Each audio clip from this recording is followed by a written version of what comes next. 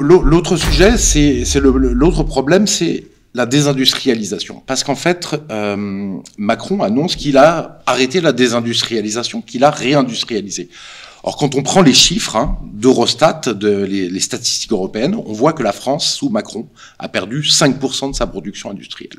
Donc c'est encore un chiffre complètement faux, une idée complètement fausse que sort Macron.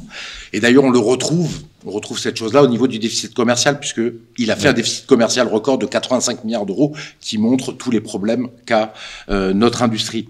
Mais comment arrive-t-il à cette conclusion? Comment arrive-t-il à ce chiffre, justement, pour se permettre de il falsifie. Là, il falsifie. Je veux dire, il imagine qu'il n'y a pas des économistes sérieux ou des journalistes qui vont aller chercher les chiffres juste dans les bases de données publiques d'Eurostat pour aller vérifier ces chiffres.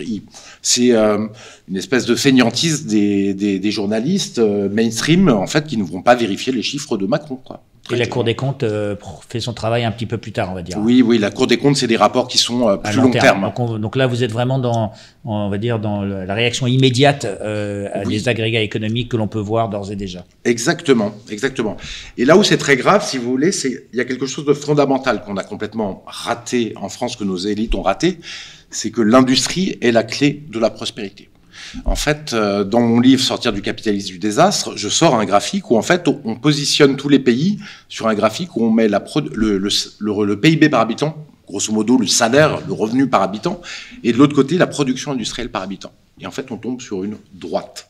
C'est-à-dire que tout en haut, les plus riches, ce sont les Suisses, mais c'est pas à cause de l'industrie bancaire, qui est plutôt de plus en plus petite, mais à cause de leur industrie qui est le double de l'industrie de la France. Et ils ont un PIB qui est le double de la France par habitant. Donc là, on est vraiment en train de parler de l'industrie, on n'est pas en train de parler de l'industrie du service, on est en train de parler de l'industrie lourde.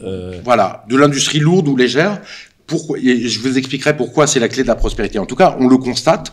Ensuite, les pays qui s'occupent beaucoup de leur industrie, comme Singapour, le Japon, le Canada, qui la favorisent par tout un tas de mesures publiques, aussi sont beaucoup plus riches que la France. Ensuite, au milieu, on a la France, le Royaume-Uni, etc. Et tout en bas, les pays du tiers-monde. Vous voyez.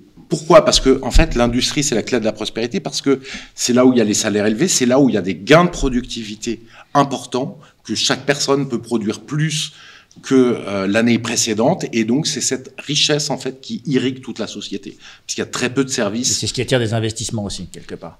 Oui, tout à fait, et ça irrigue la société. C'est-à-dire que toute la richesse qui est créée par l'industrie, elle ne reste pas dans l'industrie, elle est ensuite diffusée dans toute la société. Parce qu'évidemment, par exemple, un coiffeur en France va être 2 fois moins bien payé qu'un coiffeur en Suisse. Mais c'est grâce à l'industrie suisse, finalement, que les métiers de service en Suisse sont bien payés, puisque la productivité d'un coiffeur est la même à peu près partout dans le monde. C'est-à-dire qu'en face de cette désindustrialisation, en fait, on a mis des petits boulots qui sont des petits boulots créés par l'ubérisation, des boulots d'auto-entrepreneurs. Ça aussi, les médias en parlent pas. L'élément clé du quinquennat Macron, c'est qu'on est passé de 1,1 million d'auto-entrepreneurs à 2,2. On a doublé le nombre d'auto-entrepreneurs. Il faut savoir que Ça, c'est déjà pas mal qu'on le double. Oui, sauf que le problème, c'est que c'est des gens qui ont zéro protection sociale et surtout qui ont des salaires extrêmement bas, quoi. C'est-à-dire que c'est plutôt mauvais. Moi, je pense que ce statut n'a pas de raison d'être, ou alors vraiment à la marge, parce que les gens ont les désavantages du chef d'entreprise et les désavantages du salarié. Ils n'ont pas de sécurité de l'emploi, ils n'ont pas de protection sociale, ils n'ont pas de salaire fixe. Ils ont tous les désavantages. C'est le pire des mondes, en fait. Et donc, les auto-entrepreneurs, justement, qui se lancent à leur compte, et c'est par exemple les livreurs à vélo qu'on voit un peu partout dans Paris, et d'autres petits jobs, c'est 600 € par mois. Donc, on est à peine au-dessus du RSA, 600 € par mois de gains. Et très souvent, c'est le seul métier des gens. C'est pas un métier en plus du métier habituel, quoi. Et pour vous, en tant qu'économiste, 600 €, on est en dessous du seuil de pauvreté, au-dessus? Oui, largement en dessous, quoi, puisque le seuil de pauvreté, c'est 60% du salaire moyen, donc c'est 1 000 €. Donc on est largement en dessous.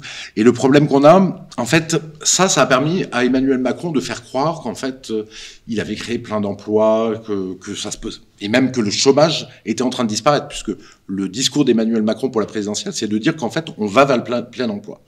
Alors, il a fait tout un tas d'artifices et de façon, il faut le remarquer, de façon franchement brillante. Premier artifice, je ne sais pas si vous le savez, il y a encore 400 000 personnes en chômage partiel Covid.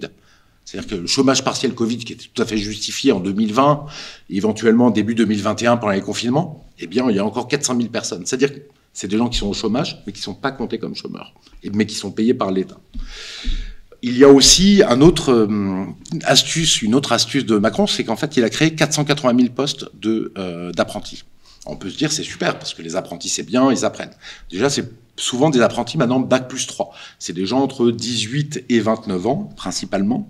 Et ces postes d'apprentis, comment a-t-il obtenu ces postes d'apprentis qui font baisser fortement la courbe du chômage, parce que les gens, du coup, se retrouvent plus au chômage? Eh bien, c'est qu'il les a payés à 100%. C'est-à-dire que il offre 5 000 à 8 000 euros par an aux entreprises, voilà, pour avoir un apprenti. Donc, du coup, l'apprenti est intégralement payé. Il y a un effet d'aubaine énorme qui a fait doubler le nombre d'apprentis en France, ce qui est pas mal, mais c'est pas durable. Et puis, il faudrait que les chefs d'entreprise payent aussi une partie, bien sûr, de l'apprentissage. Ça serait plus sain. Et ça lui permet de masquer le chômage. Et donc, dernière chose, les 1,1 million d'auto-entrepreneurs. Voilà comment Macron arrive finalement à nous faire croire qu'il a fait baisser le chômage. De toute façon, ça n'a pas de sens. Comment on fait baisser le chômage quand on n'a pas de croissance? La mesure phare, c'est la retraite à 65 ans. D'ailleurs, il y a un sondage qui est sorti aujourd'hui qui montre que 77% des Français y sont opposés, donc on est presque à seulement 20% d'accord et des Français et 80% ont complété les accords. Et pourtant, ça, c'est la mesure la plus importante de Macron. Et là, on a une forme d'arnaque et d'escroquerie encore avec Macron. C'est-à-dire qu'il nous dit, oui, mais on vit plus longtemps, oui, mais etc. J'ai besoin absolument d'augmenter l'âge de départ à la retraite. Alors le problème, c'est que déjà, il n'y a pas de déficit public des retraites, du régime des retraites en ce moment. On a 2,5 milliards de déficit, ce qui est quand même très peu aujourd'hui, et on a 2,5 milliards d'excédents dans les régimes des retraites complémentaires. Donc on est globalement à l'équilibre. Macron, il oublie une chose aussi, c'est qu'il y a 150 milliards d'euros de réserves dans les fonds de réserve des retraites. Donc il y a des réserves pour passer. La dernière période qui est un peu difficile pour les retraites, c'est-à-dire jusqu'à 2030. Le baby-boom, il est en train de terminer.